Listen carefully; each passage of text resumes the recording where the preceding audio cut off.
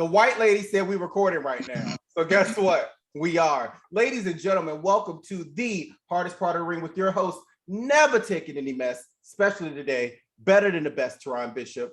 You know, always to my right, maybe not on the screen, but he is ready to fight Mr. Monday Night.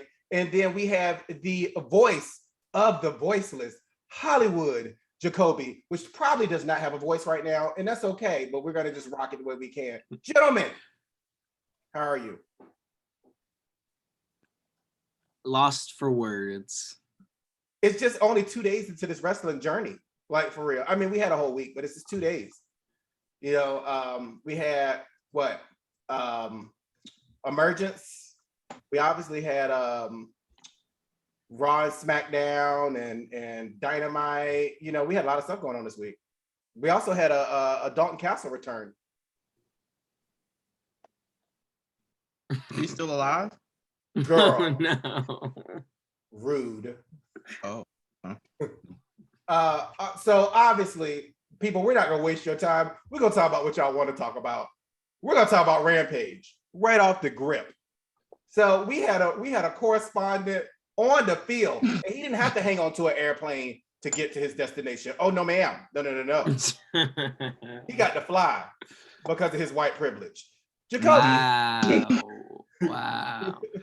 Oh my goodness. Jacoby. Yo, how can I describe my Friday in Chicago other than with the words truly unbelievable? Like, it was a very remarkable for a show with the card as weak as it was, to walk away and be like, okay, that first 15, 16 minutes was worth everything is an understatement. Explain. I'm telling y'all. No, listen. Temperature in the room.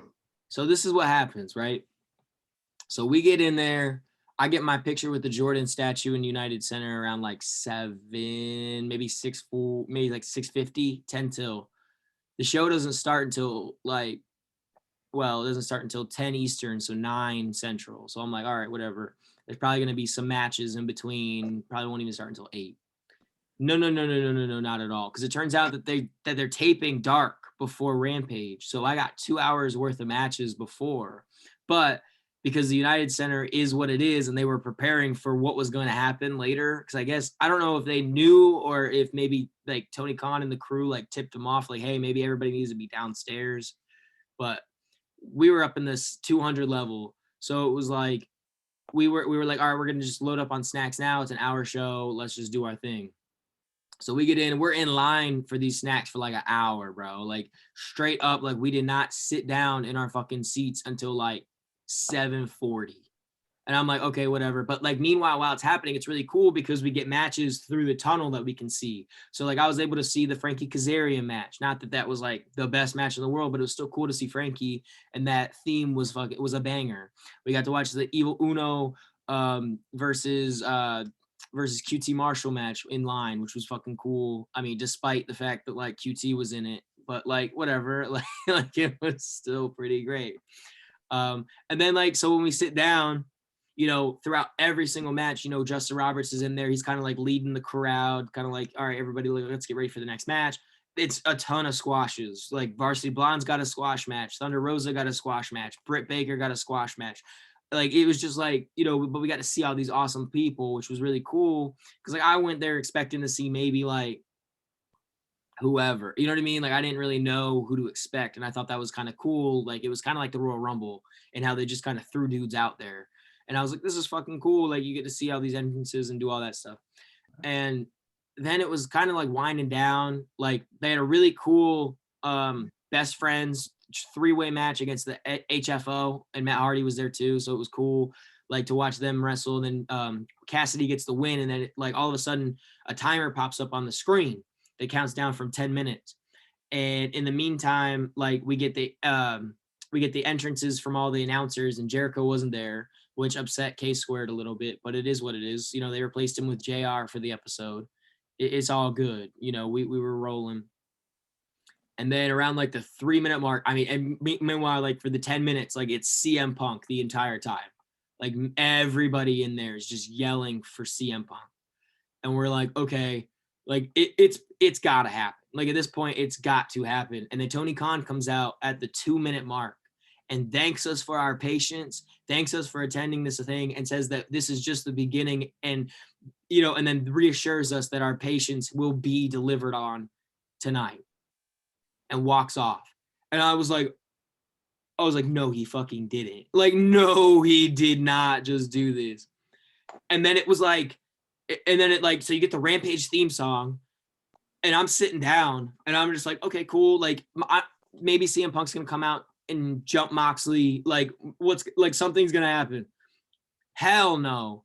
All Elite Wrestling says, fuck everything. Fuck this. We're gonna try to encroach on what SmackDown just went off air. We're about to come in and do this shit. And they did it. You hear the dun, and all of a sudden you see this very logo right here, boys. You see this logo pop up on the big screens, and you're like, no way. They kick off the show with this, and like the entire crowd just erupts. And he's not even out there yet, and it feels like I'm at some kind of fucking show. Like, it's just like, everybody just freaks out. The entire world of Chicago is just, the entire epicenter of wrestling is in that building right there. All eyes glued on this dude who hasn't even walked out of the tunnel yet. Like, it felt on par with Edge coming back. Like, it felt greater than when Edge came back. It felt greater than when Jericho came out on Raw. It was something that you knew history was about to be made. And then he comes out and falls to his knees, bro. And I'm like, you know what I mean? I just completely reaffirmed the fact that he is still as over as he was back in 2011, which is something that I don't think anybody expected. I'm yelling my ass off. People are crying around me. My mom is next to me crying because she knows the story of Punk. And he comes out and he has the balls to be like, 05, I left wrestling. When he signed with WWE, like, what? Like, the pettiness, my guy. Like, you just came out all the shots. And he's like, the last 7 years, I've been mentally and physically unwell. I've been so sick. So why the hell would I sign back with the company that made me that way? Like, oh my God. Like, he just came out, no holds barred, classic Punk, just absolutely just had everybody in the palm of his hands. And I'm like sitting there and I'm just completely dumbfounded. I'm recording, trying to get as much video I can get for Twitter, for Instagram, for all that stuff. But at the same time, I'm like, my inner 13-year-old is like, this is the coolest moment that I've experienced up until this point. Like, this is so sick. And then it was all of a sudden he starts talking about the talent. And I'm looking around because I'm looking in the rafters because I know that potentially Darby Allin is going to be here. So I'm looking around the rafters. Next thing you know, I see a white dot poke its fucking head out from above me, from above where I am in the 200s. So the 300s had a better look at him, but I was able to fucking see him pop his head up. Next thing you know, spotlights pop up. I'm like, yo, I'm like hitting my mom. I'm hitting the guy in front of me. I'm like, Darby. And Darby Allin like looks down and stuff, doing all the mysterious shit with his dad next to him with Sting there and shit. And I'm like, oh my God, bro. Like, now they're about to go all out September 5th. This is it. This is what we've been waiting for. It was just unreal. And then he finishes his promo, promises everyone ice cream. And those ice cream bars were fucking legit too. Worth the wait on those fucking ice cream bars, I'm gonna tell y'all. And as soon as he fucking leaves the ring, your boy dips. I dip. I go right downstairs to the first merch line I can see. And I am maybe 150th in line. I am telling you, bro. I missed the Jurassic Express. I missed Jade Cargill. I made it back just in time to get Moxley's entrance. I was in line for the merch because I knew we had to get these shirts. I mean, we had to. We had no choice. We had to show, like, it wasn't just to get the video. We had to get these shirts. I got the back right here, baby. I was there, son. I was there, baby. Best fucking $50 ticket I've ever bought in my life, yo. Like, $50 and you ain't see that one goddamn match. I saw plenty of matches before. I saw 2 hours worth of matches before. I'm fine. I got to see Lucha Bros. I got to see a surprisingly really fucking good Matt Sydal versus Pac match. I got to see Andrade come out and throw sunglasses at Pac and walk his ass back into the back. I got to see fucking Varsity Blondes get treated like there's something more than like, you know, than bottom of the card right now. Like, I got to see so much shit for nothing. Like, it is the coolest thing ever. And then afterwards, you know, I mean, let's be honest, like, your boys Everrise thought they were something and thought they could come out here and just start jumping Jon Moxley like it was nothing. And I'm like, all right, like, this is what you call shooting your shot, I guess. But only for Darby and Sting to come down and put them right back in their place. Like, this shit was embarrassing, bro. Daniel Garcia should be embarrassed. Both of those dudes should be embarrassed. Like, you knew the card was weak, so you knew something had to get us involved in this shit. But, like, the entire show after the Punk thing, everybody just felt hungover. Like, literally everybody was hungover. And then by the time we all got our second win, Wild Thing popped on. And that was fucking cool, too, because I was out there singing. I was like, Wild Thing! You know what I mean? Like, it was just the coolest thing ever. And then afterwards, after the entire thing, we walked to the loading deck and we're just talking with any fan in the joint. And next thing you know, you see all the superstars walking out, going to their Ubers, going to the tour bus and all that shit.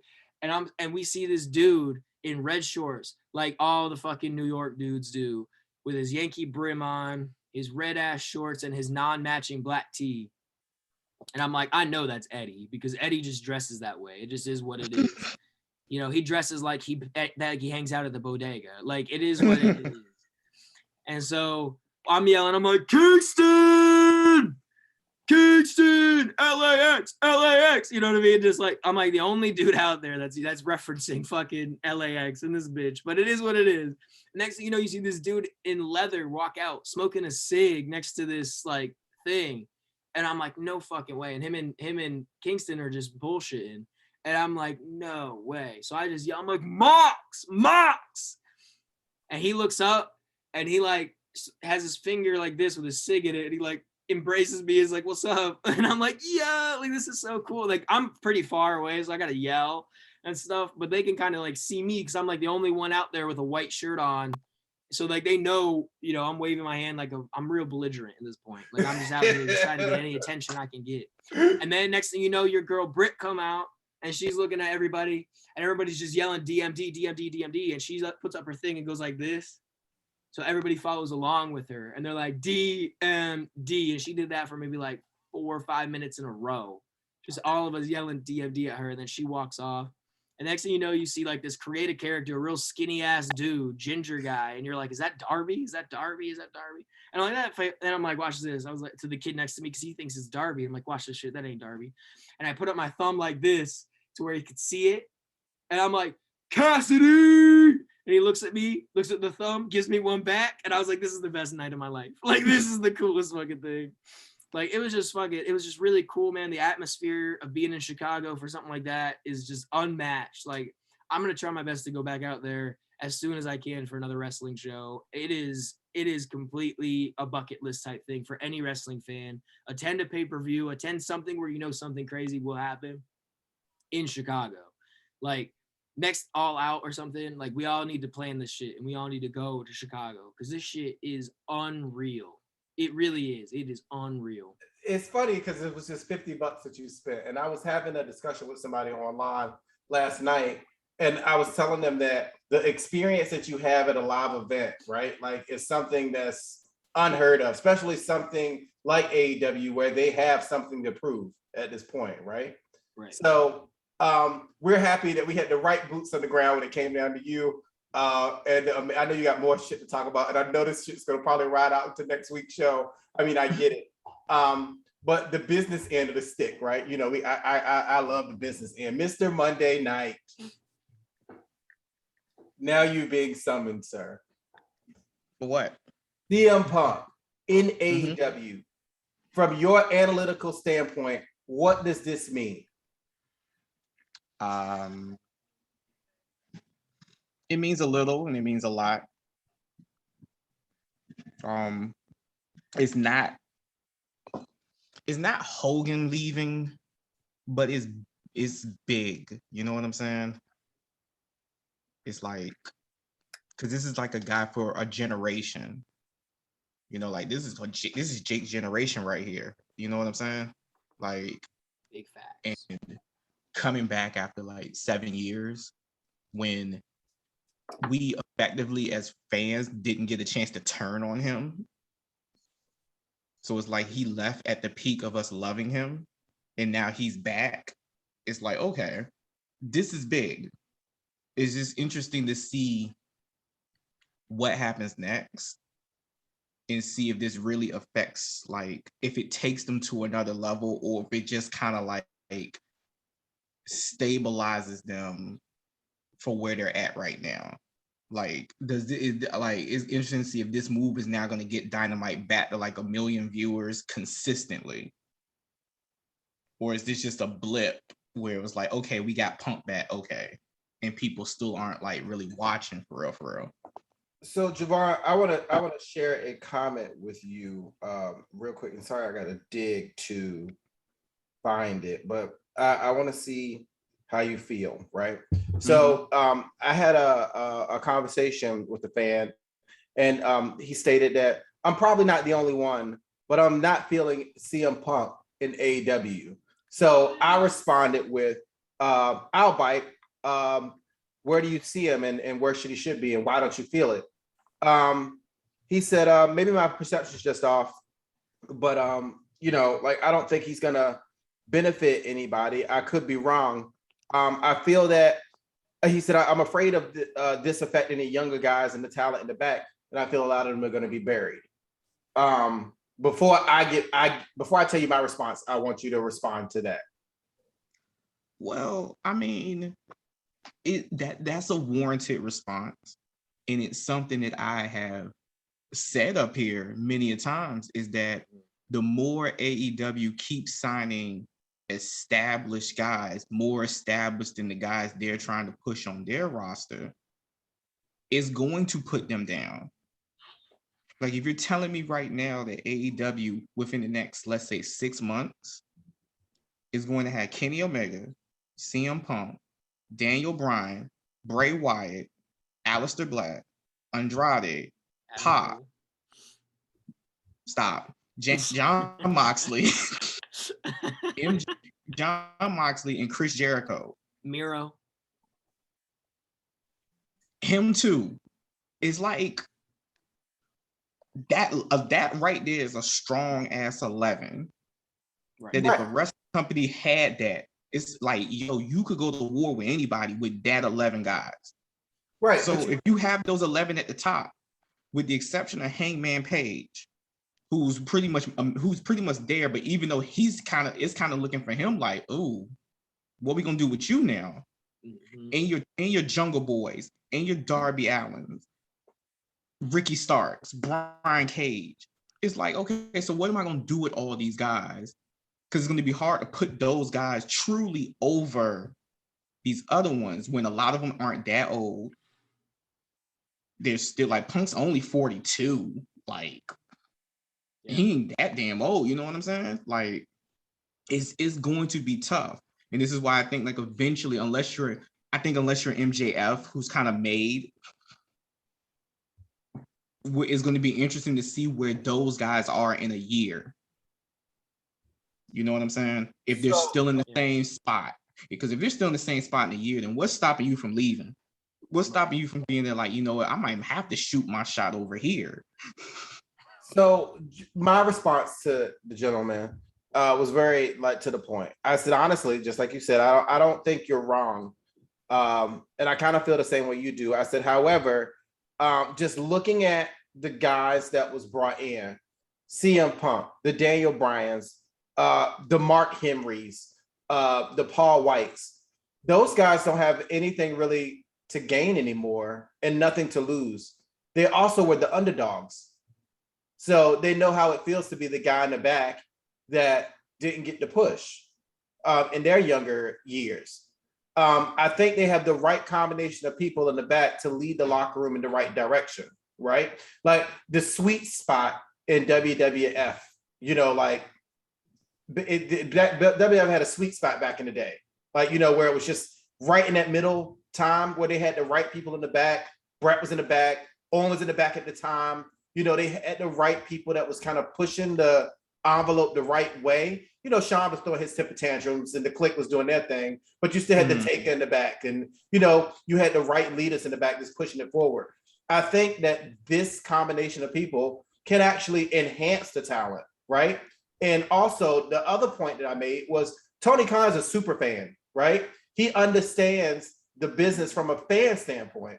He's just the banker behind the situation, but he wants to give us what we want to see. I think that this can be balanced in a way.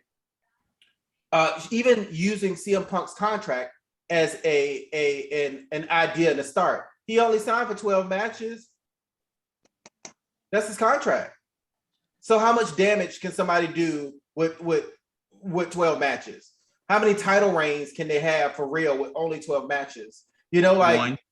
There you go, just one. But it could last 12. It could last 12 matches though. But that's fine. That's a year of your time. You know what I mean? Of this person, if they really care, if Punk stands on the ground that he stood on when he said in the ring, "I'm not here just to wrestle. I'm here to make, you know, AEW the best," right? That was his words. Like, he wants to, in those backstage interviews, he was doing a lot of talking about, "I'm here to enhance and elevate." If he stands on those grounds, versus CM Punk could do a lot of things for a lot of people. You know, it can bring a lot of eyes on the product. And if he just used his supernova just for that moment, just like Jericho, people get Jericho wrong too. I don't give a fuck if Jericho comes back and wrestle ever again. That man gave us the best 2 years of our life when it comes down to AEW. He was a supernova, right? Now, if he sits his ass behind the commentary desk after this, cool. Pop out every blue moon just to entertain us with a Judas, cool. Like, but I mean, I think Jericho has done it the right way. He held a championship to give it some clout. He came to AEW to give it some clout. And now he's going to lean his hat on the younger talents. I'm worried more about the elite than anything. You know, to be very honest with you, I'm worried about the Kenny Omegas and the Young Bucks of the situation. I'm not worried about these new guys. I'm worried about. I think they're fine. They're the EVPs. They run the company. What the fuck? they good. With great power, Javon. With great power. You know? Well, yeah, but like, okay, Cody has his moments, but for the most part, he puts people over very rarely. Very well, yeah, like he does it all the time, for real. Right. Look at Wardlow. Look at Malachi Black. Yeah. I mean, the Bucks, well, I mean, I don't know what to say. I thought they had a great tag team division, but it seems like that ain't the case. But and then Kenny, I think Kenny is more so would be okay, because I think eventually for Kenny, there's going to be a return to Japan. And when he bounces, then that leaves it wide open for anybody else. I think eventually he's going to go back to New Japan for a while. And get another run there and leave AEW to everybody else, which by that time, if you have the Punks and the Bryans and everything, they'd be fine. Right. I think a lot of these guys still got a lot of in-ring time. You are correct. Punk and Bryan, for example. Bray, if he comes, they have a lot of in-ring time. But they need to balance homegrowns versus pickups when it comes down to touching this title. Now, at this point, the next person that needs to touch this title is a homegrown. That's just the bottom line. And that's the thing I worry about, is that do they hold off for Hangman, or do they go ahead and be like, all right, we can score? It becomes now is Hangman Omega going to be the bigger match than Omega Punk? The story right now, though, is the Elite has a stranglehold on the title scene, and somebody needs to break it up. And who better to do it than the voice of the voiceless? That's the story, right? So Punk can get it off of them and then open the belt up to other opponents, which you would like to see that too. It's a way you can do it gracefully. But I just feel like Hangman needs to be the person to touch the belt next. That's just my opinion. You can spin the story in a way where it still looks good for the company, but at this point, there's been no homegrowns to touch that belt. Zero. I wouldn't. Would you consider Hangman a homegrown talent though? Yeah, he's a part of AEW. Yeah, it would be. Yeah, but at the same time, it's not like he cut his teeth there. It's not like he's like MJF or something. Outside of so who do you consider? Well, I mean, none of them really cut their teeth there. They all came at the same time, for real. I mean, so you're right. You're right. Right, a Darby or a Jungle Boy. Those are your true homegrowns. Are those? They're the sprouts. You know, the MJFs, the Darbys, the Sammys. Those are your sprouts, and that's okay. You got a long time for them. Mm-hmm. You can bake that shit. You know what I mean? Right. Like bake it all day long. You know, build your mid card. You know, make that fun. You know, mid card belts don't even matter anymore thanks to the WWE. If you really think about it. So build your mid card, make it look good. Miro would disagree and beat all of our asses for sucking like that. No, I'm saying now though, their mid card belt is. I'm interested to see who Miro's he'll kick next. Like, you know, it's just fun to watch. But I'm assuming all of us feel positive about CM Punk being in the building. Yeah, I say so. And all I'm saying is that next time I see Keith, I'm gonna tell him I told you so, because he went on the air and told me that it was all bullshit. So we'll see. So look, I don't want to discard the rest of the matches on Rampage. Because we got to talk about Miss Kira, baby. Period. Okay, Miss Kira Hogan. We do, man. Like, it's a good pickup for the women's division. Like, I enjoy Kira. I do too. Yeah, it's the personality. It's the personality that we don't have. You know, she's different from Swole. Her personality is completely different. I don't want to see her tagged up with nobody though. Let her do her thing.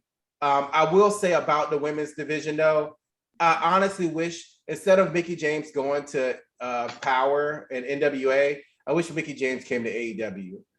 No disrespect to Kenny. The locker room needs strong female leadership when it comes down to their women's division. And that's what Vicky Guerrero for? Vicky's not a performer, Javon. I'm sorry. She's old women talent. From a day of fucking, what matches has she done for real? Other than a Brian Panties, not a Brian Panties. Ooh, we don't want to see that. But like a pudding match. Like that's not, come on, Javon. You can do better. You gotta learn. You gotta learn everything. Every aspect about women's wrestling, they need to learn. Okay? I'm sorry. Oh no. I'm sorry. They need to learn. Like real. HLA on TNT. Go ahead and give it to us, AEW. Go ahead. Hell nah. Come on now. Javon being on location right now. Javon is on location in a world unknown right now. So Javon is losing his fucking marbles with this shit. Private Party, Jurassic Express. Jake missed the match. We saw it on TV. Kind of impressed a little bit. Private Party's kind of slightly growing on me. Still belong in Impact. But just fungus. Fungus. Wow. And the worst thing you can do when you're balding is to cut your hair low because it's not coming back. Mr. Moxley, sir, okay? You just had a baby, so I'm gonna let your body go. You know, you got that you got the dad bod right now. That haircut, though, I don't know if I'm feeling it.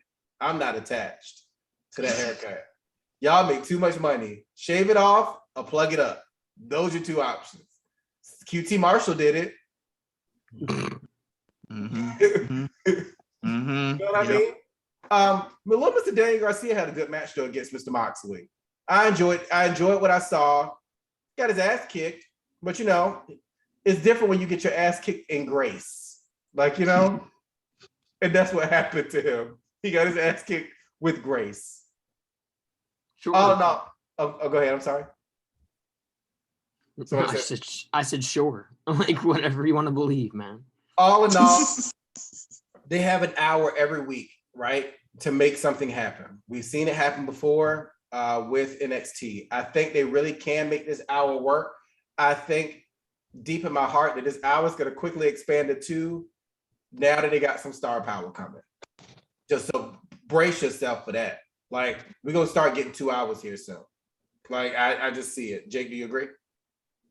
Oh, I mean, there's a lot of potential there. I mean, we listed off 11 dudes that could totally justify 4 hours of AEW programming on TNT a week. They'd have to do something about that hour, though, like in terms of like, because I don't think a 10 to 12 wrestling show on a Friday night is the move. So maybe we'll have to move Rampage to another night. But ultimately, I mean, I'm fine right now with the 3 hours being what it is. I think the AEW in itself has a really, really, really, really good direction. I think that they have a plan. The main event concerns that we were talking about earlier, though, I mean, I'm right there with you. I was thinking about that in the car ride back to the airport and stuff. I was just like, it's going to be tough for them to get this right. It really is. It's going to be tough for them to get this right. And hopefully, I'm hoping that what I'm hoping, and that's the thing, is like, I'm hoping that Hangman doesn't suffer from this, from all of what's happening in terms of all the new additions. And I'm also hoping that AEW realizes that what they're doing is kind of mimicking what WCW did back in the day, and history tends to repeat itself. So I'm always going to have that weird inkling in my back of my mind where I'm like, if you spend too much money too fast and you're not getting enough to come back in, you might have some problems down the road. Now, I understand the cons are backing them and stuff, but at the same time, Ted Turner was back in WCW. So it's like, it's a lot to keep an eye out for. I think we're all really excited. I think we're all super, super excited still. And I'm going to keep it going. I'm going to keep it going in terms of my excitement and my curiosity around the product, which is a good thing for them to have. So let's take a quick break here, and then we'll come back and we'll start into SummerSlam from last night. Okay, perfect. Thank you, white lady. We're back. We are back. Thank you, white lady. Damn. Oh, fucking shout out to the Zoom white bitch, dude. Like, keeping us in line. Is white women a thing now? What you mean? Like, I've noticed now in life, and maybe I just haven't been paying that much attention, but it seems like everywhere I go, more and more Black dudes are with white women. I started that trend a long time ago. Like, it's like, is this now like, is this the new thing? But it's not like they with like great white women. They just with that average white woman, and it's like, is that the thing? Like, I'm just like, yo, I guess because for me, I've always been like, if I'm ever going to go outside the race, yo, she got to be a baddie. She got to be somebody where, like, okay, it's worth it. Credit got to be good. She got to have some money. She got to have some blonde hair. She got to be banging. Like, I'm talking about, like, I want Trish Stratus. I want stuff like that. These girls, I be seeing these dudes with it just be like, they be Dewdrop. They be they be Lily. They be like, come on, like, and I'm just like, did I miss something here? Girl, what you mean? Rhea Ripley right there. Rhea Ripley, hold on. Wait a minute. Rhea Ripley, what? Rhea Ripley, she's got a black fiance. Then you got Julia Hart, she's dating Lee Johnson. So like, that ain't saying much. That's like, right. He got big shitty. Like, who cares?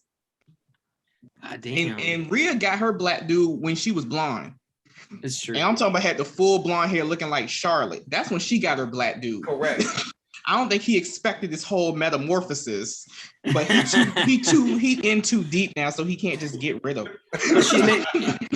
She's making championship money now. So yeah, like, oh shit. Well, look, I'm just saying, speaking from a person that has always dated outside of our race, right? Like, I mean, whatever. I just don't like no black on black crime. That's how I feel. I just like things to be a little different. Mix it, stir it up. Like fucking, just like what's her face fucking doing. She stirred it up too. She got her some West Briscoe, which is, I don't even understand how that relationship works.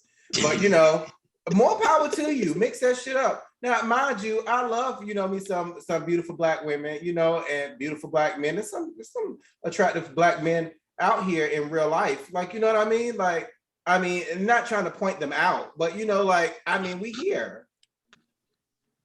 Sebastian don't even care what you're saying right now. Sebastian looking like this is some bullshit.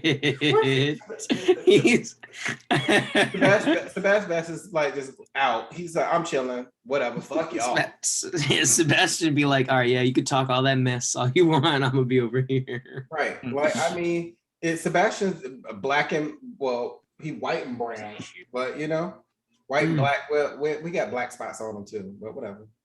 Anyway, Javon, to answer your question, you know how things get trendy. I remember when I first came out, like everybody was like, "Oh my god!" Like, "Ooh, why you gay?" Now everybody like, "I suck dick." Like, you know what I mean? Like, I suck it, girl. Like, look at me. Like, You just fucking be at work when your coworkers be like, "Why you gay?" Like, you know what I mean? Like now, you just at the front of the line, like. I lick it on the tip, girl. Like, like I eat it. The whole deal. Like, and then people don't even care no more. I'm like, when did gay become trendy? But it is apparently, it's always been my life. So I don't know. Maybe white women is the new gay. Well, it's been a plague in the NBA for a very long time. So you know how it goes. No, girl, that's called gold digging. That's the whole. Yeah. That's the whole. That's a different monster all in itself. The only true love that I've seen from a white woman for real in real life with a black dude is what's Ice-T's girl name? Oh yeah, Ice loves Coco. Yeah. Mm-hmm. Coco ride or die. Or Ice Cube. I'm sorry, right? Ice Cube? No T. Yeah, Ice-T. Ice-T. Yeah, Ice-T. Coco's a ride or die. All right, she's a real one. I'll tell you who else is real, and that's Jamal Murray's girlfriend or fiance or whatever. She gave him head on live. Like, that shit's legit. So, I would say that for OnlyFans, but that don't exist after October. So speaking of what we OnlyFans of, Javon, we OnlyFans of WWE, right? No. Don't put that shit on me. Go ahead, Jake. I'm sorry. I was say you didn't see the 51,000 plus fans in Las Vegas. 51,000 plus cases of COVID. Enjoy. I'll tell you what though, that's the difference right there, because AEW, everybody was wearing masks unless they were eating. Las Vegas, after the pre-show, nobody was wearing masks. Things that, you know what? They were probably hot and dehydrated and thirsty and tired and everything. I had 2 guys or 3 guys actually there in Vegas, and I'm getting texts. Oh, the credit card machines just went down. I'm what? They were like, oh yeah, we can't get the concessions down. We can't get fucking water. I'm like, I'm sorry, what? Where the fuck are y'all? Like, for real, seriously. That's ridiculous. That's a mess right there, bro. Yeah, that's crazy. Like, I don't even. Usually WWE don't pull no shit like this. They're usually really on point when it comes down to the experience. And shit happens, but you have months and months and months to prepare for this. And this is the result. And the pyro wasn't working as well. So it had a couple of things that was disaster at SummerSlam outside of matches. I will say, Javon, though, the kickoff show, your thoughts? They could leave that where it is. I'm so over the kickoff show. Well, you didn't care about Corbin losing the briefcase that he stole? I sure as fuck did not. you didn't care about Big E doing a New Day Rocks chant in the middle of the thing, acting like they're still together? I sure as fuck did not. Not in the least. You could have left that like. Sorry for this man. That's the vibes I'm getting from Javon right now. Like, the kickoff shows are honestly a waste of an hour. Like, Again, we could have moved things. If we really wanted it to happen, we could have moved things off the card and into this card. That I would have. Yeah, like half of SummerSlam should have been on the goddamn pre-show. If that's what we doing. Oh, okay, But all right. I'm not going. You coming with I the ain't fire? Okay, let's go. What's the matches that could have been on the pre-show? Go ahead. Oh, allow me to begin. Let's see. Oh no! Oh no! Let's see. Eva Marie and Alexa Bliss. No, bitch, you could have put that on Raw. The dewdrop turn is real. What you mean? The dewdrop face turn? Like I've not seen a face turn in a long time. That was a face turn. You saw That two could've- last that- night. that- What you mean? That could have been on Raw. Let's see. The Raw Tag Team title match. Yeah, you could have put down the pre-show. Oh hell no! That was a cool kickoff. What you mean? That could have been on the pre-show. That was some mid. Like that wasn't even a good damn opener for real. I'll give you like, the SmackDown tag team match. Maybe you're getting them confused. No, I'm not, because that could have been on the pre-show too. Put them both on the pre-show. Let's see what else on this show. Let's see. Nakamura could have been on the pre-show. The little New Day thing could have been on the pre-show. They could have brought them Olympian. They could have brought them Olympians out on the pre-show. That's true. They cut let's off see. the Olympians too, like right before he could do his little backflip. That shit was trash. I like the Sheamus Nakamura can stay. thing. Sheamus can stay. Priest deserved that moment. Let's see who else. That's it, man. No, McIntyre Mahal could have been on the pre-show. I agree with that one. That could have been on Raw. That could have been the Raw main event Monday. That's what you could have did. Mm-hmm. And you know what? And I love Bobby Lashley, but that shit could have been on the pre-show. That whole debacle, except for him beating up his son, that stays on That stay on the main show. That should have been in the beginning, and then we played replays of that all night. of child abuse. But look, let's just dive in, right? Like we can skip a couple of matches in SummerSlam because all of it wasn't really zesty. We know that. RK Bro. I missed that match. I missed that. But it's so good. Just like you had story time, I have story time for the two matches afterwards. So I'll let you guys discuss the AJ and RK Bro. I came in on the tail end, but then I got something for y'all after y'all talk about that. Bro, how can you discredit this, bro? Like, this is the coolest thing ever. Like, this is probably the best tag team pairing they've had in so long.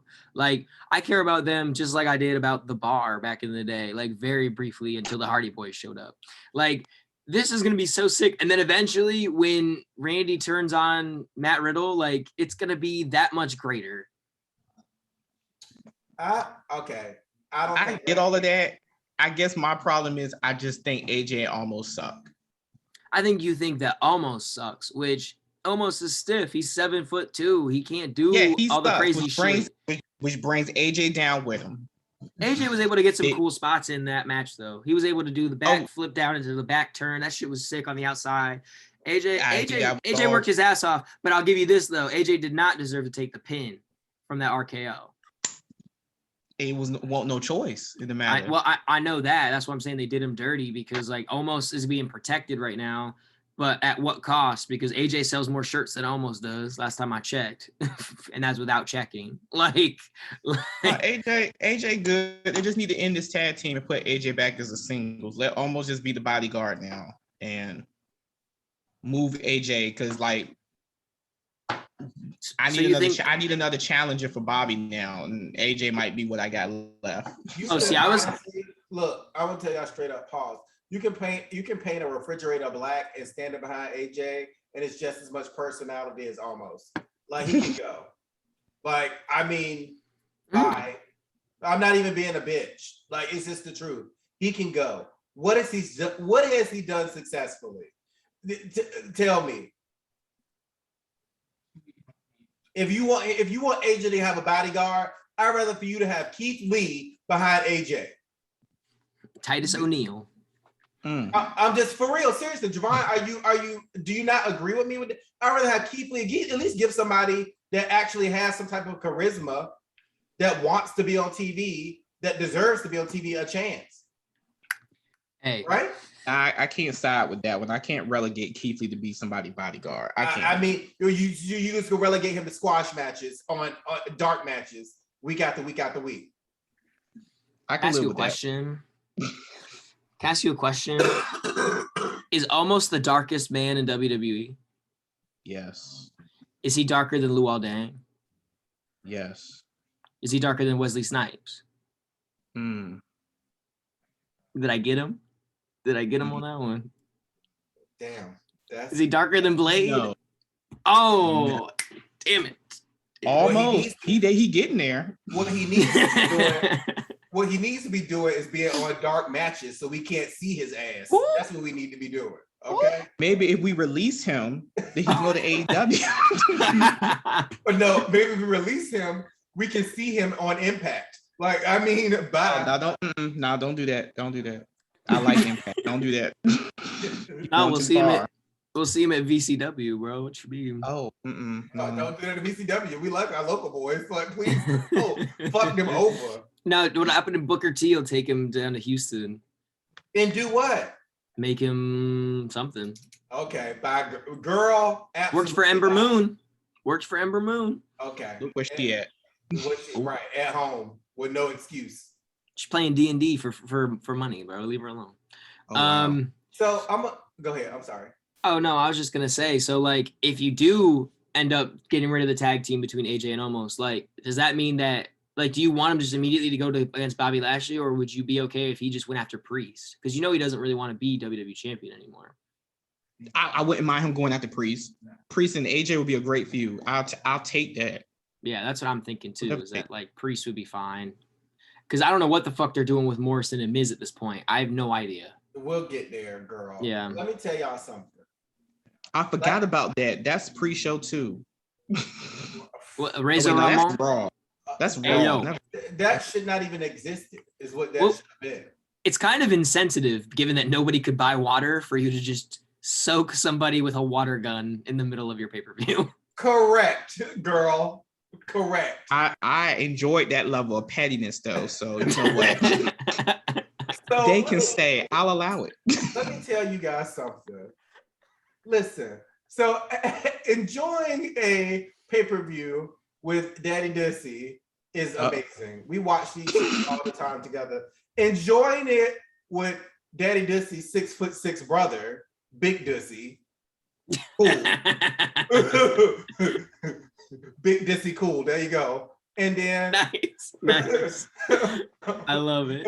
I'll let him know he has a name like that on the podcast. So enjoying it with Daddy Dussy and Big Dussy, cool. And then Mama Skinner was delightful last night. It was so delightful that they got to watch 3 matches. They got to watch Alexa Bliss and Eva Marie, which Nate's mom said, I just enjoy her coat. Like, that's what she took away. That was her takeaway from the match. All I'm saying is Alexa was looking good as fuck last night. Chris like, I can't deny it. Chris kept commenting on, which Big Dussy cool, kept commenting on how small Alexa is. Well, anybody's gonna be small when you're 6'6", my friend. Like, anybody. So it's okay that she was small, but she was hot. And he said, I'm feeling these Harley Quinn vibes. I know you are, girl, because you just looking at this little girl thinking what you about to do. Okay? Like, boom, bam, and done. So then we got the delight of watching the U.S. Championship. Mind you, Mama Skinner has no idea what the fuck is going on. She don't know up from down, what's happening, blah, blah, blah. But the takeaway was Damian Priest was her hero because she liked this hair. Yeah. Right. That's all you need. That's all you need. Big Dizzy Cool was just like, I'm 6'6" and I'm not jumping off of nobody's top rope. Like that was his takeaway. He was just like, no, I can't do it. But Mama Skinner was really not about Sheamus at all. She was like, no, pin him. Why he keep kicking out? I don't understand. The guy with the hair should win. He won and she was very happy. She was elated. Like, so all I'm hearing is that if you want to get pushed in this company, you need white women support. That's all you need. Like, but you just figuring that out. Girl. Well, hold on, girl. Here is the tea. This is hot and piping. So the Usos came on the screen and she was like, "Ooh, they is cute." I was like, oh no. I was just like, check, motherfucker Skinner. All right, we know what you like. You want some Polynesian, like exotic with tattoos, Hawaiian. You want that? Okay, we know. Snatch it up. Does she know about the drinking problems? Like, look, what? We tried to explain, but that went out of her head. She was trying to figure out which one was the cute one until we told them they was twins. She didn't know what to do with herself. She was blown the fuck away. Double trouble, though. She was floored, girl. She was just like, I've never seen a bitch gag like that. She was like, "Oh, they twins? What? Like, hold on. Like, but one of them cuter than the other." So, those matches was tolerable because we had Big Dissy Cool and Mama Skinner there just coaching us the whole way through. She was talking. She was invested. WWE had her invested. They made a fan of her with the Usos, girl, because she said, they both cute. I want them both. Okay, all right, Mama. So she's tuning in to Friday Night SmackDown. Right. All right, Mama, you better get it. We're going to drop her off in Hawaii, girl, see what happens. Oh, wow. Getting us to the drama in the dramatics, okay, of the night. We had to fast forward through all that shit because we need to get right here. Javon, first of all, before I even start there, hold on.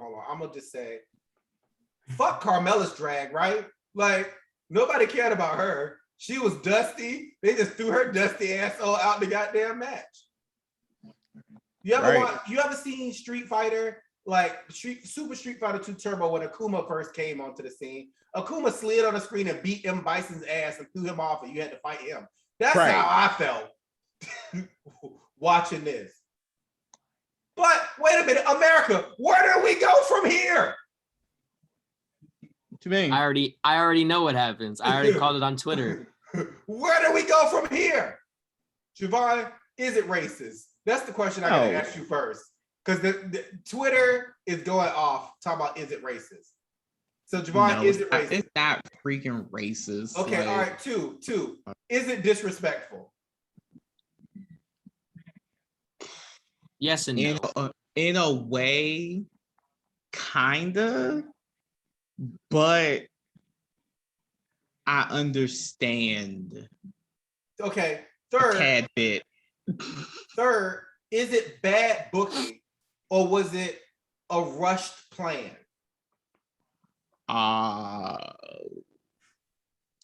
Well, okay. Let's say this. I would say bad booking because I don't think it was a rush plan. I think they've known for a minute Sasha wasn't going to be there. Do we know why? Jacoby, both of y'all are usually really good at getting information from people. Do we know why? Nobody knows, but I wouldn't be surprised if it wasn't COVID related. Yeah, I mean, I know Sean Ross Sapp said that the match has been in doubt, so we'll see what happens tonight with Sasha Banks. Now, I don't know if that necessarily correlates to Sasha's like got COVID. I'm not sure because again, she was on SmackDown, so it's like it's tough to be like, all right, I don't know. She won't there last week though. Right, you're right, but like, don't you need to? Well, that's true. Then she could probably have gotten, like she probably could have like gotten it positive test on like Sunday or something, and then they took them off because they took them off the house shows like a week or two ago. Mm-hmm. Her and Bianca, and they took them off, and it was like, and that's when the doubt started. Mm-hmm. So here's my problem, America. Y'all already know what happens. Becky Lynch comes back to an amazing pop. Still won't bigger than CM Punk's. An amazing pop, right? It was a good pop. It was a good pop. And I was excited to see her back. Is it disrespectful was a double-edged question. It was disrespectful to Becky, too, to put her in that situation. Right. That's my kind of makes her like Hogan. The situation would have been fine had they played it differently. You know what I'm saying? Right. Like, to have the match in the way that it did, then that's what kind of throws it off. Right. Carmella was still outside. You could use Carmella. Let Carmella be the bad guy. You see what I'm saying? That's her role. Yeah, Let or Carmella fuck Bianca out of the match somehow. Yeah, you're not buying. Or she could have screwed Becky out of it. She could have ran back in the ring and hit Becky and caused a DQ. There it is. Like, both people didn't get the same, and like Bianca was definitely the fastest loser, like in the women's division right now, which was out of control. That girl, was she the best champion? Whatever. But I was enjoying her growth. I was enjoying the direction she was going. I don't know how you come back from this. Like I do. Leave it to the white man. Go ahead. I'm girl. just telling you right now. Go ahead with that shit-eating grin. Go ahead and explain your side. It's the Bianca Belair Revenge Tour. Truly establish yourself as the EST by whooping her ass. Becoming fully commit to the heel turn, Bianca Belair. Commit to the heel turn. You could be the biggest heel in the company against the biggest face in the company. She can't be the biggest heel. She can't be the biggest female heel in that. She's not Charlotte Flair, but she's gonna be her own unique style of heel, and it could totally work. She has charisma. Not on the show, you got Sasha Banks. Sasha Banks is the biggest heel. Sasha Banks can't stay healthy for a month. I'm telling you, I think. And the draft's coming up anyway. Is the match they're going for. Like, this ain't surprising. I think she about to take a back seat. But what about the draft? Like, the draft can easily separate Sasha Banks from this roster. Could, but I don't think. But I just don't think that you turn, unless you really feel like babyface Bianca don't work, which is you have no evidence that it doesn't. Right. Then there's really no reason to turn her. Maybe you turn Becky. Who knows? Maybe you play Becky as a tweener. I mean, Becky, let's be real. Her character's a heel anyway. We just like her, right? And they gave her the rock bottom. Don't forget about that. They gave her the rock bottom. Look, so I want to also big shout out to fucking Becky though. She came back. She looks good. Yeah, she looks really good. She looks coming back. She took her time training. She put in some work. Like it's crazy when a mom. First of all, a woman having a baby takes strength, right? A woman that's a professional athlete to come back to that form of competing in the shape that she came back in is also amazing. So she just doubled down. So good on Becky, right? Again, like I said, I don't think this move did not do anything for either competitor. Right. It didn't help anything. Didn't do shit. And you wasted a moment on SummerSlam, which was your WrestleMania. Like for real. So what? So now what? Now the internet's mad.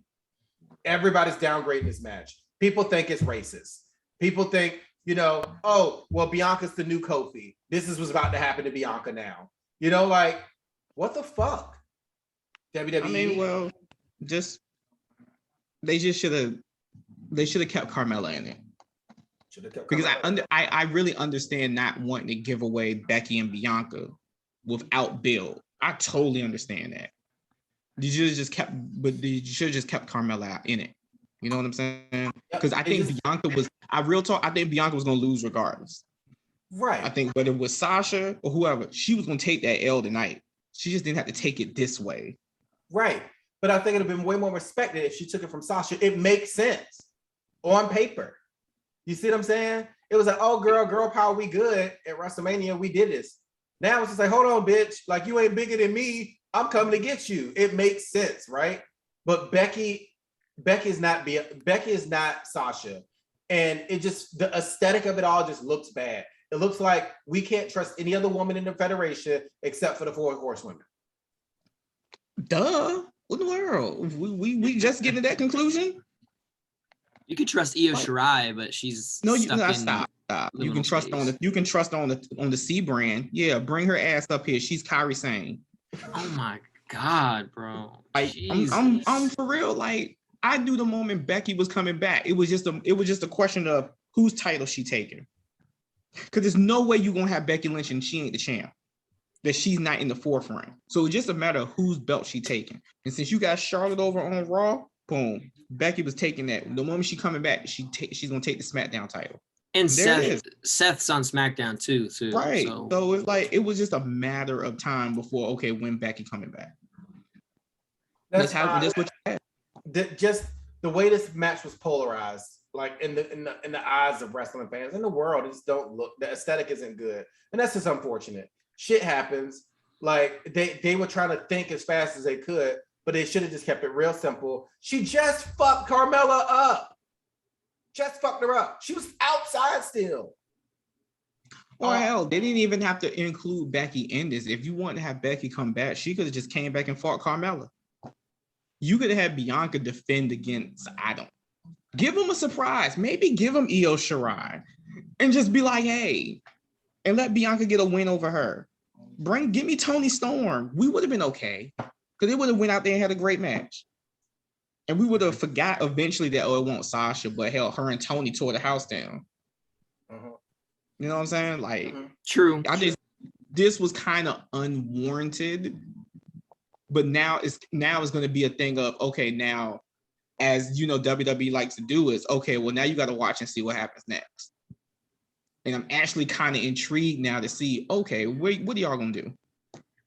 I want to see what y'all going to do now. Right. What happens when Sasha comes back? What's going to happen now? I'm interested now. So we go from a disaster to inevitable. We start counting fucking belts. We start counting championships. And I got a little happy inside because everybody showed out in this match. Nikki, Charlotte, Rhea. Those girls had a good time last night. They took the middle of the show and they definitely bridged the gap. What's your thoughts on the show, Javon? With those three showing? I thought they had the match of the night, possibly between that and Edge and Rollins. Yeah, I think they brought it down. Yeah, I'm look. No honorable mention to Roman and Cena.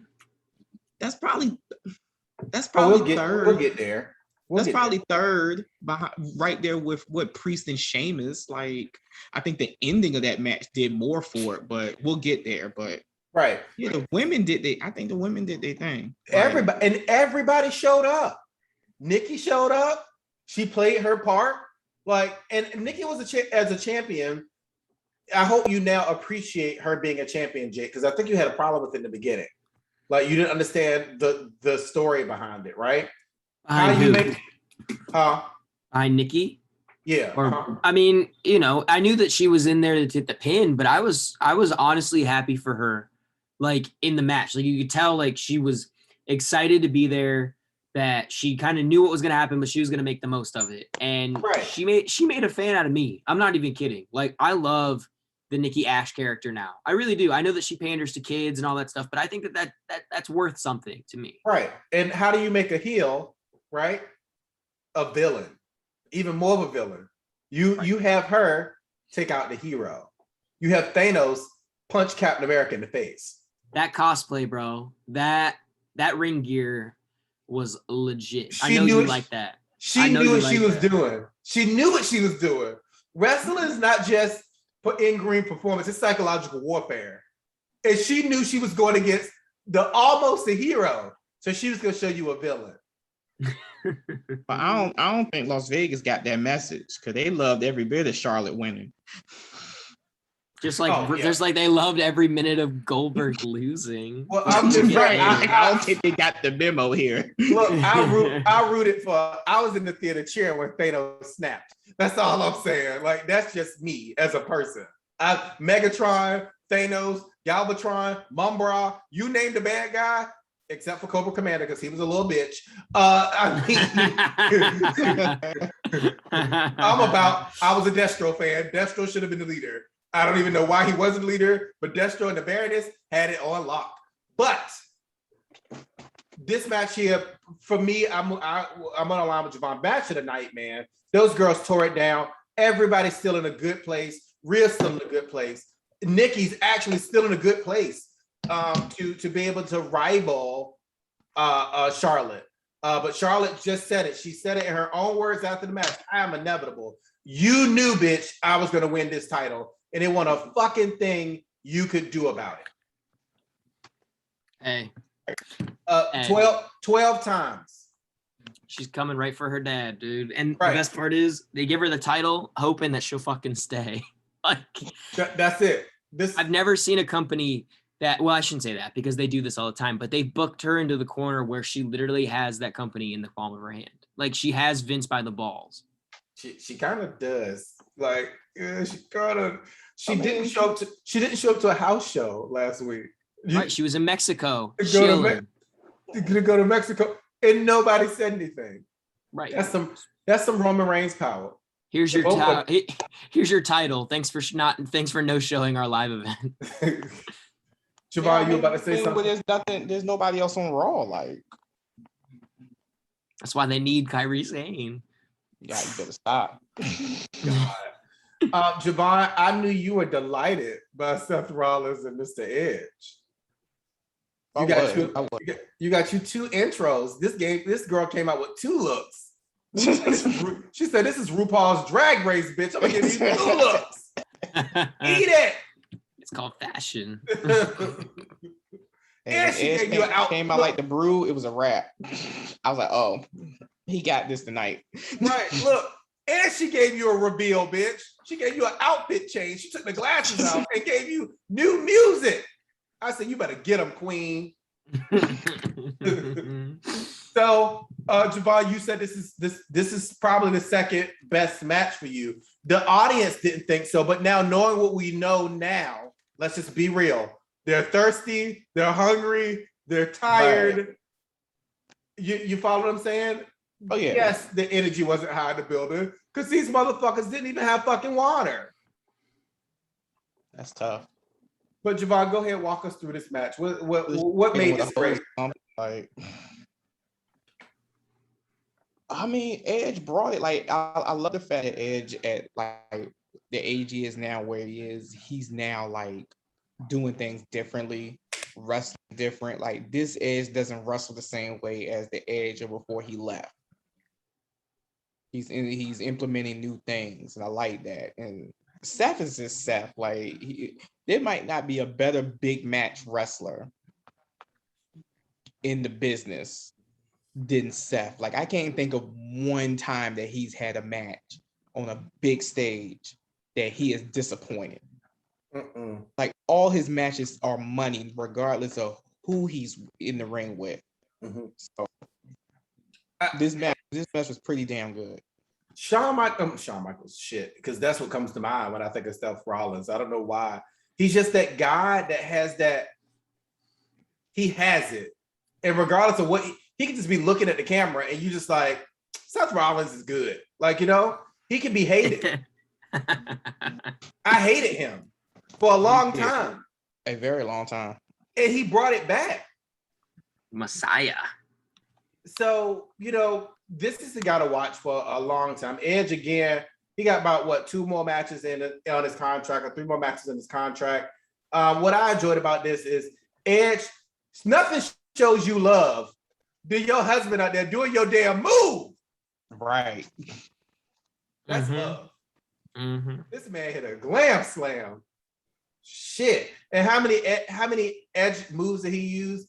He used the educator, right? The execution. What else he used?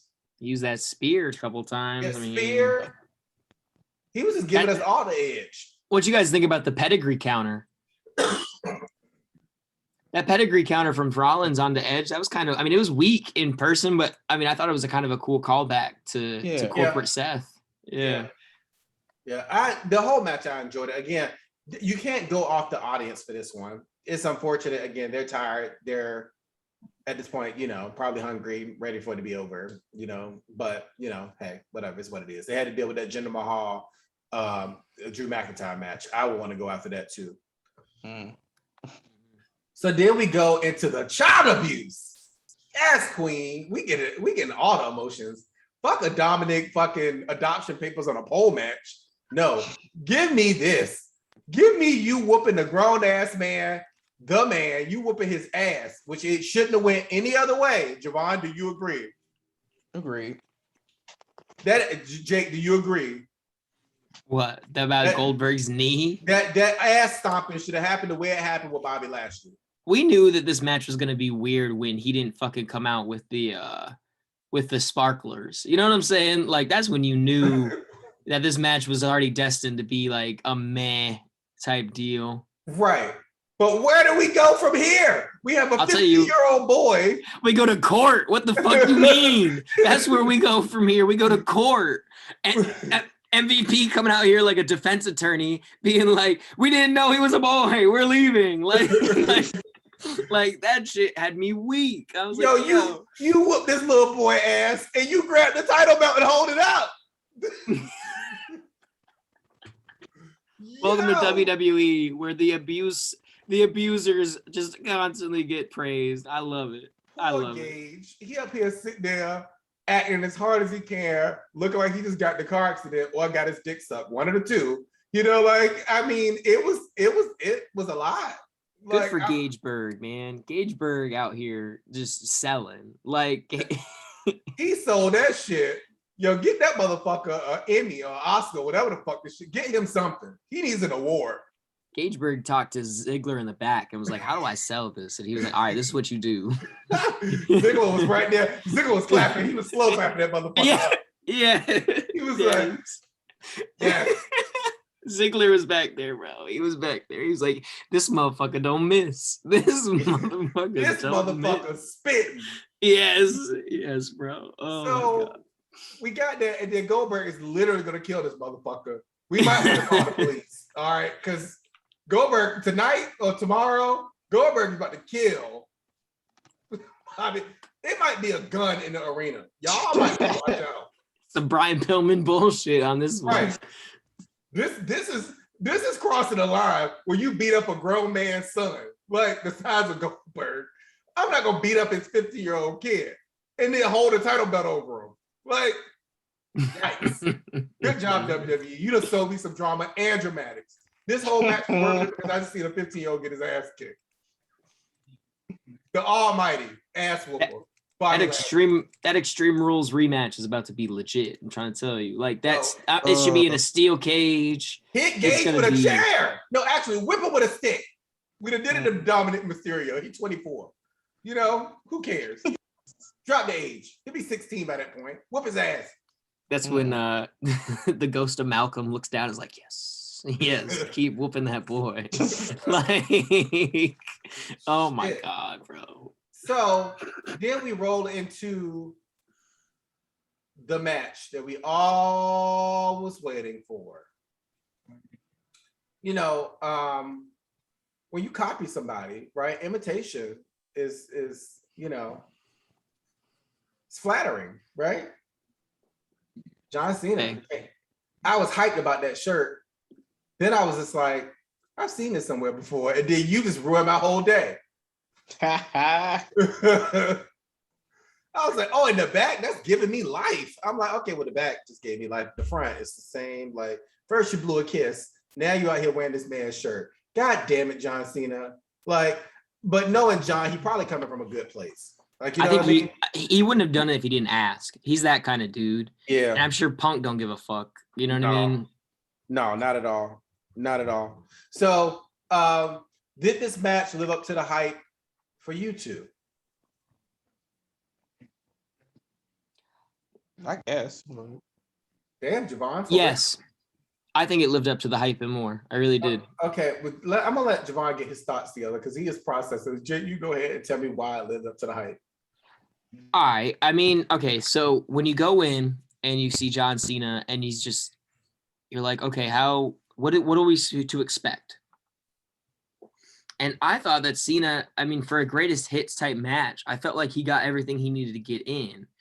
The AA is onto the table, the AA off the top rope, the AA, like the STFU, he even got a 5-knuckle shuffle in there. And I was like, okay, this is great. Like he looks like, honestly, Cena looked pretty good. I felt like, for given that he hasn't been in the ring in a long time. And then I felt that Roman Reigns was put over.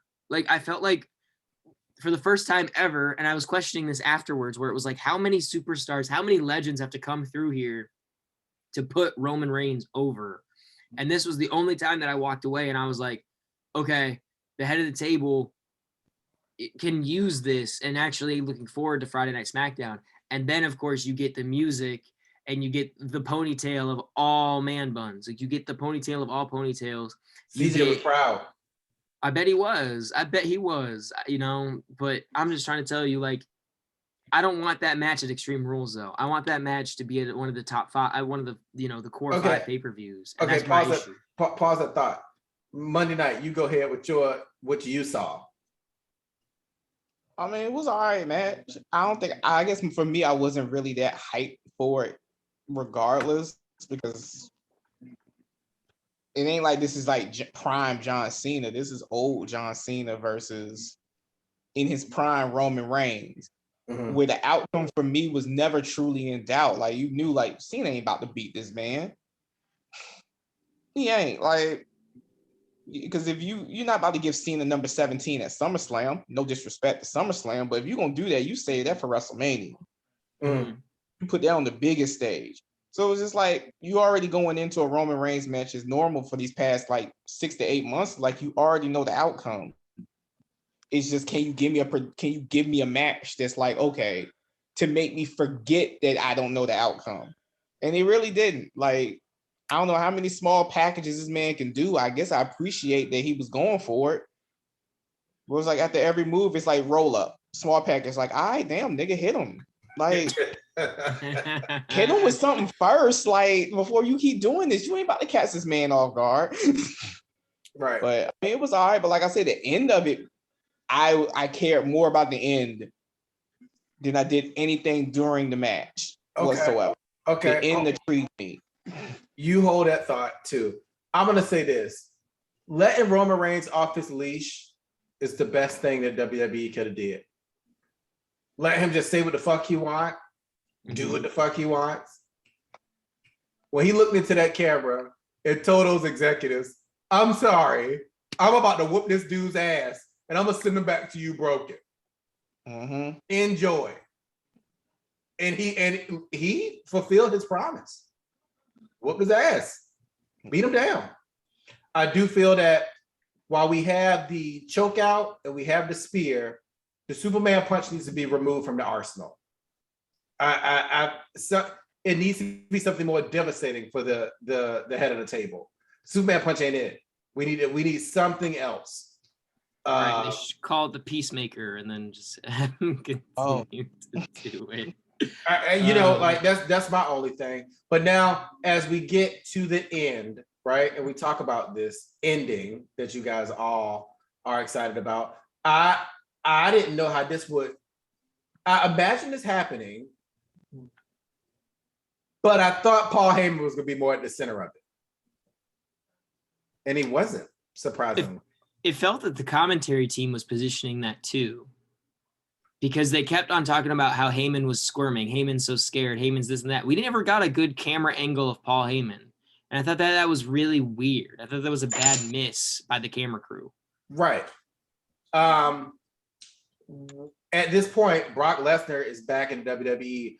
Good job, WWE, for defending your line, right? But here's the thing, and this is it for me. If you're going to defend your line, defend it the right way.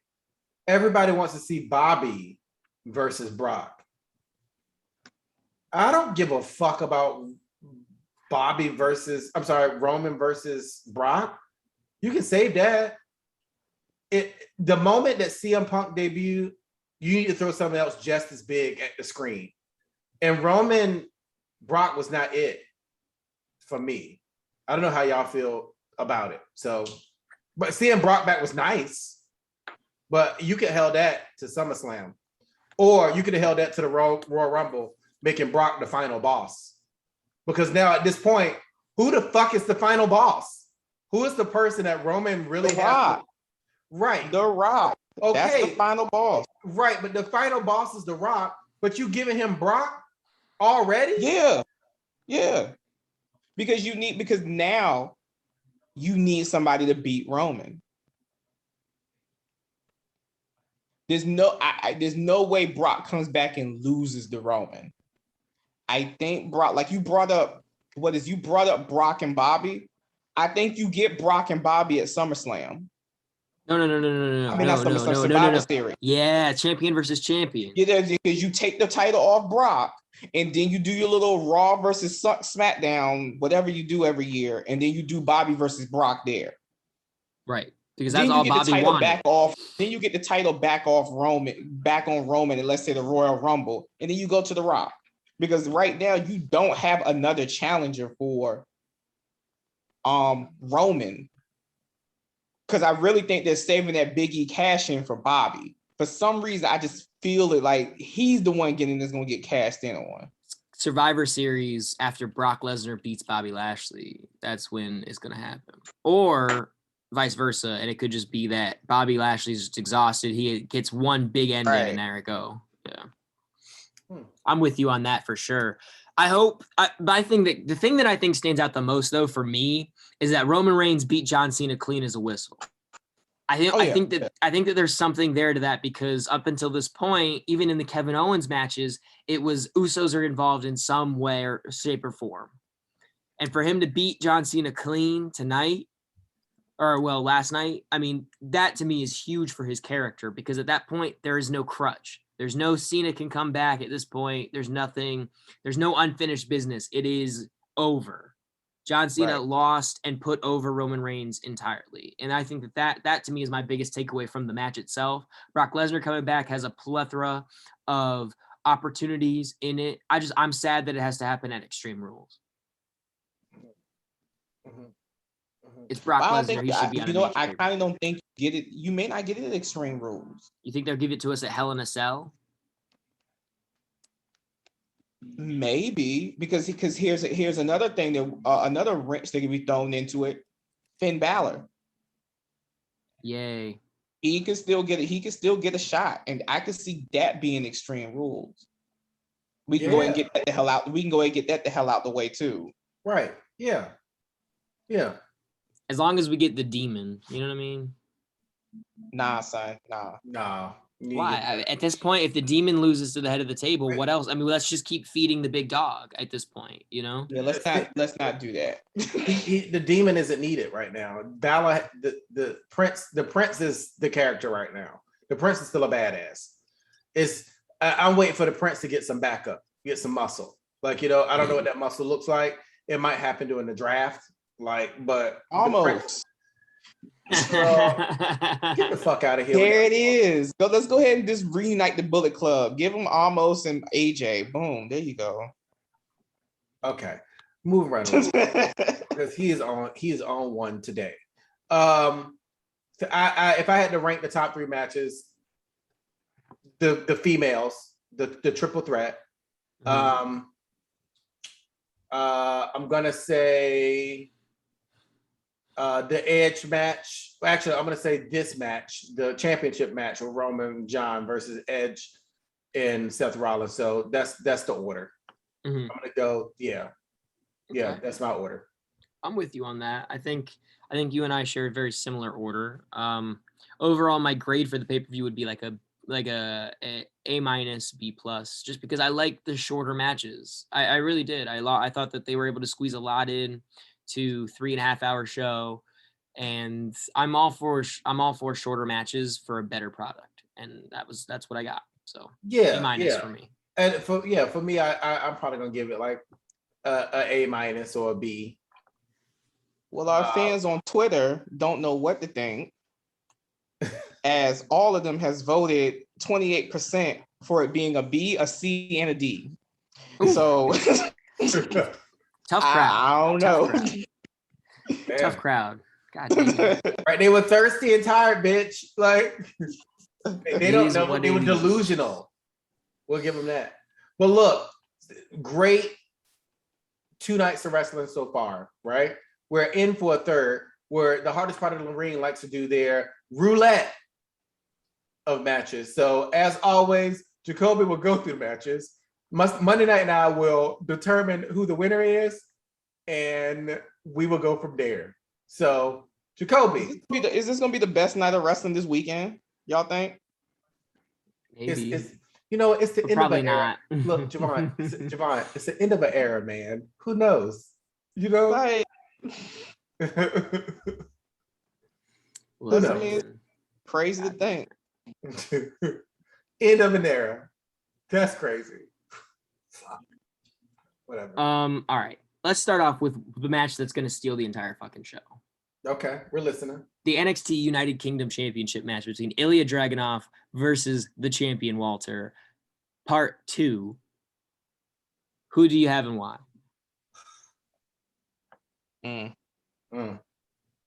It's a tough call because Walter doesn't want to do nothing but be in Europe.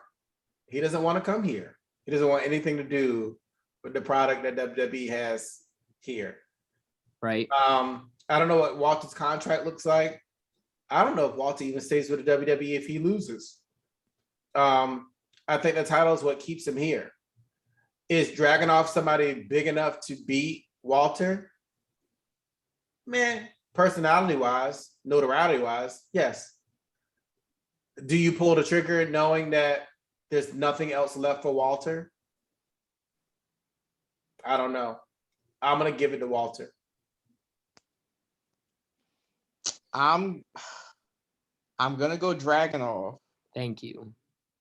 I think it's about time, and I selfishly want Samoa Joe versus Walter for the NXT title anyway.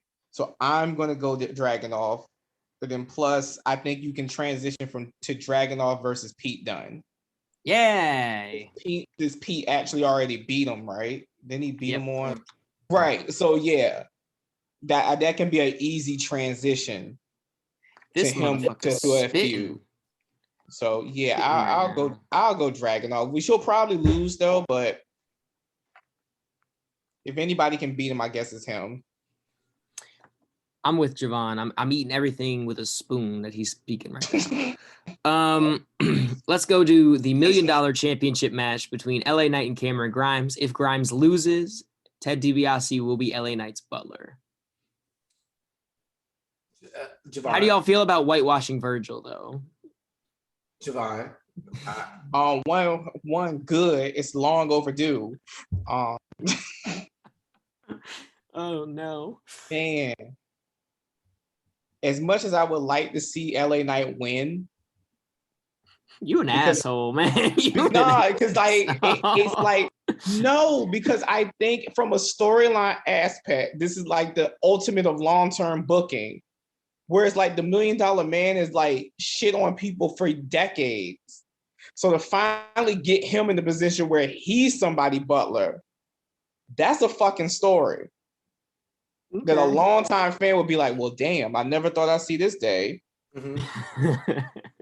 But I don't want to see LA Knight versus Grimes again. So you know what? I'll go for Cameron Grimes winning.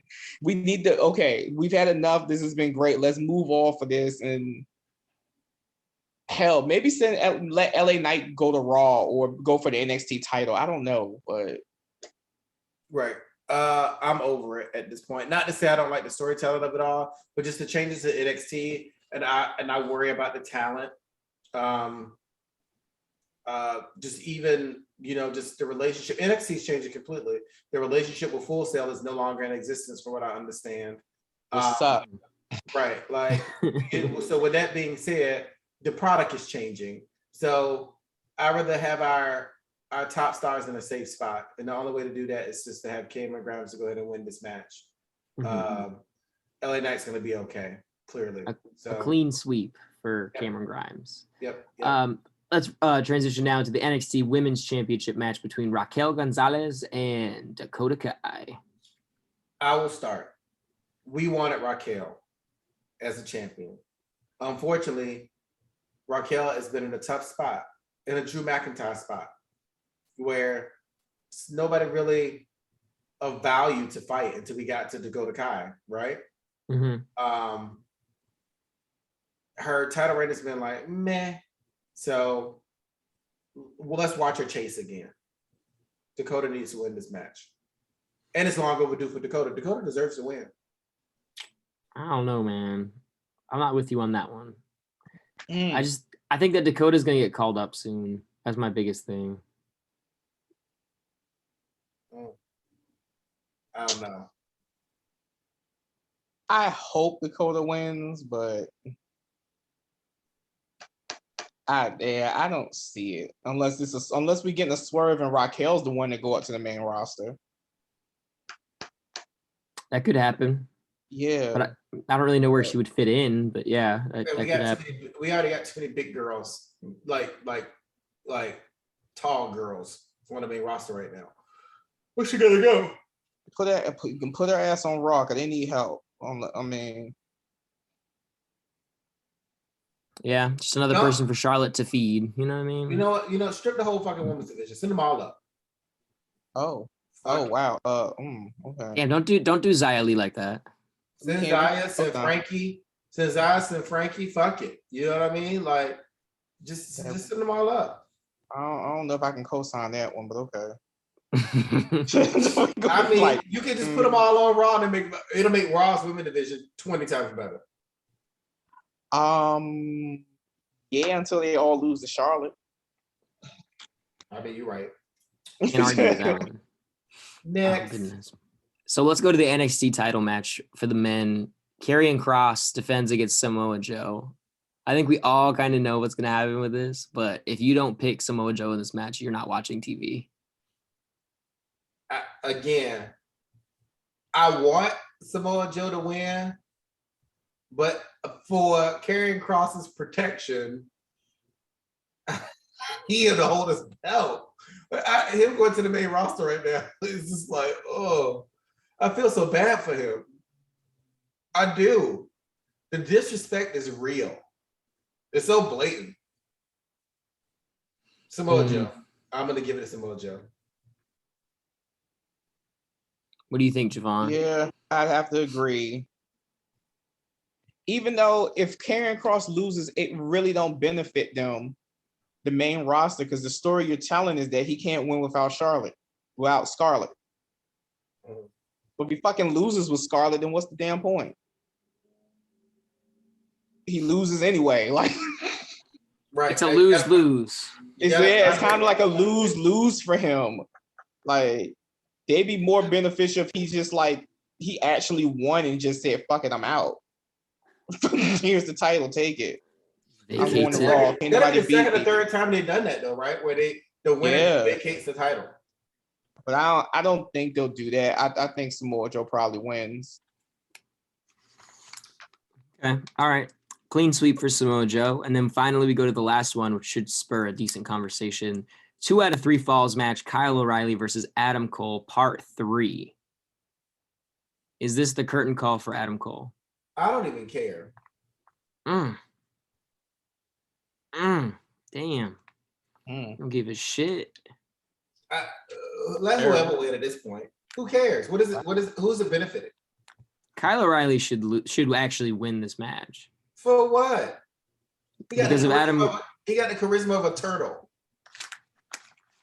Hey, I'm telling you right now, as a stockholder of Kyle O'Reilly, we need him to win this match, because if this is Adam Cole's last match in WWE, what better? Like, it just makes sense that he would go out on his back. Look, I'm gonna tell you like this: Diamond Mine is hiring. Whip his ass and send him back over there to Roddy. That's it. They got a spot. Fuck it. It's true. I just, I don't know. That's how I feel. I feel like Kyle O'Reilly don't deserve this. I mean, I hate to say it like this, but Kyle O'Reilly don't deserve this rub. Roddy Strong. I'm about that. He could have got this tough. rub. Wow. That's really tough right there, buddy. Like, yeah.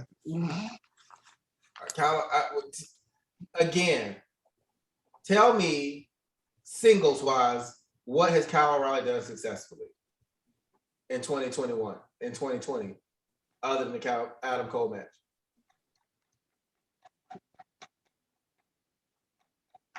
He beat Kushida, didn't he? He did. He lose? No, he beat him. Yeah. He beat Kushida, and then I mean he lost to Cross, but whatever. Right. He got Can't that win ass, them all. He got that Right. ass. He got that ass whipped by Cross.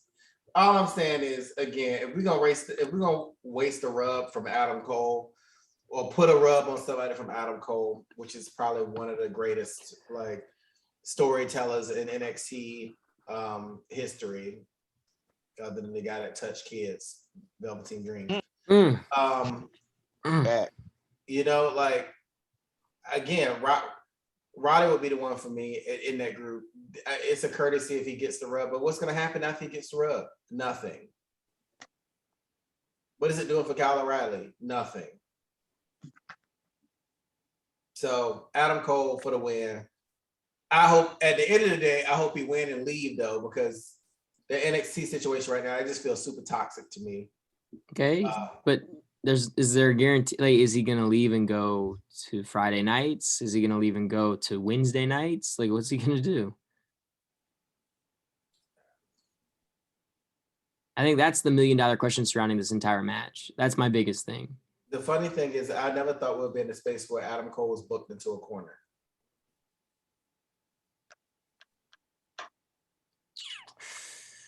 I mean, it's not really booked into a corner. He's good regardless what you do. Like, if he wins, then cool. You send him after Joe for the title. We get that out the way. Or if he loses, he can go to. Then if he loses, then he loses.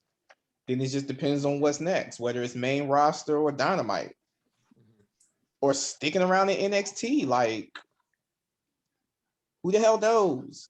He may not want to leave NXT. Yeah, I mean, He could honestly stick the fuck around. Gargano was the same way.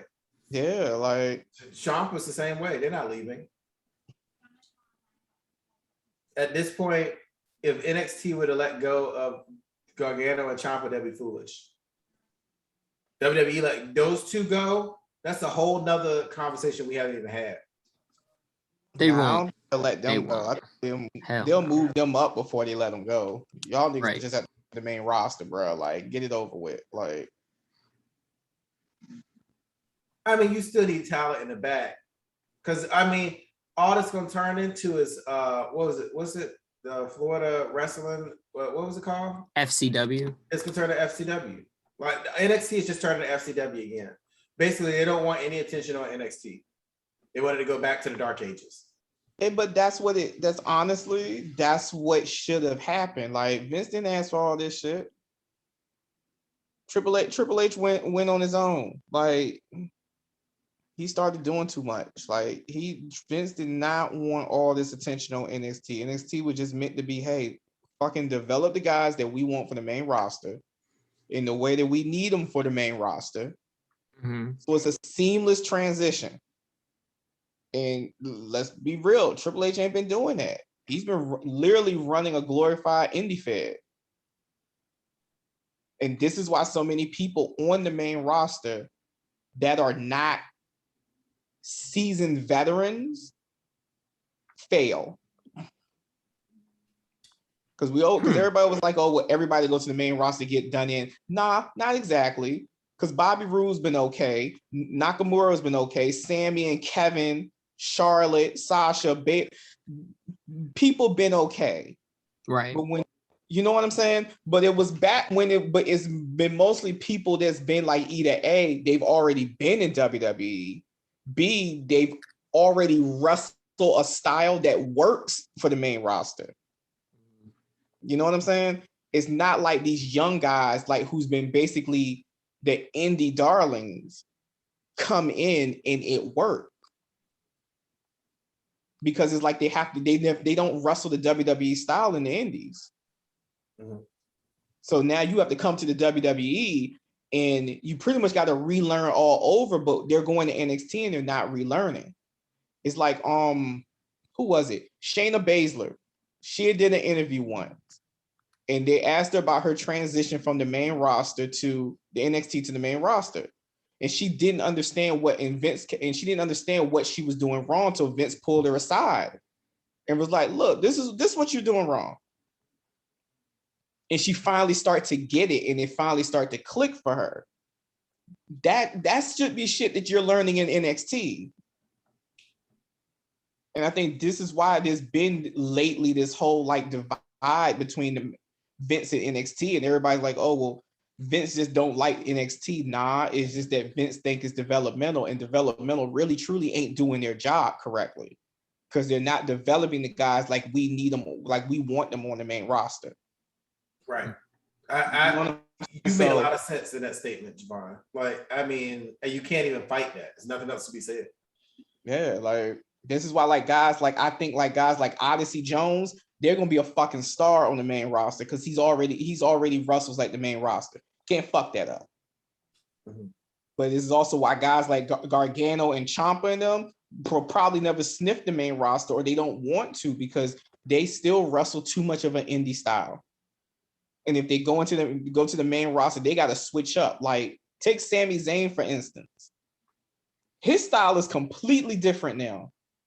Yeah, He ain't even the same dude that he was in NXT, flying the fuck around and doing all that. Nakamura ain't even the same for real. You can tell his style's different.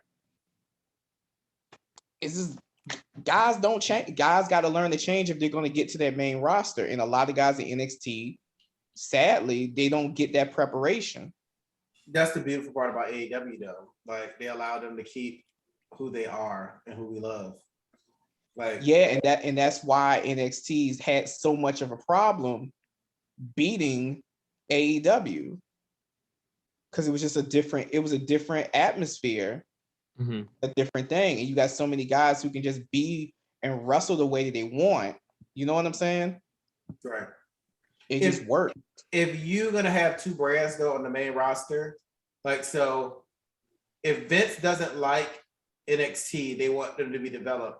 Like for real, they still need to have that show that appeals to their audience, that indie audience, though. You see what I'm saying? Like somehow, some way, try to figure it out because you're still missing some of the market. And again, WWE's the global, right? So you should have a little bit of everything in WWE. And I thought that's what NXT brought was a dash of this and a dash of that. So you had something for everybody when you looked at all three WWE shows. Now it's just narrowing it down to this one style. Yeah, but they don't want everything for everybody.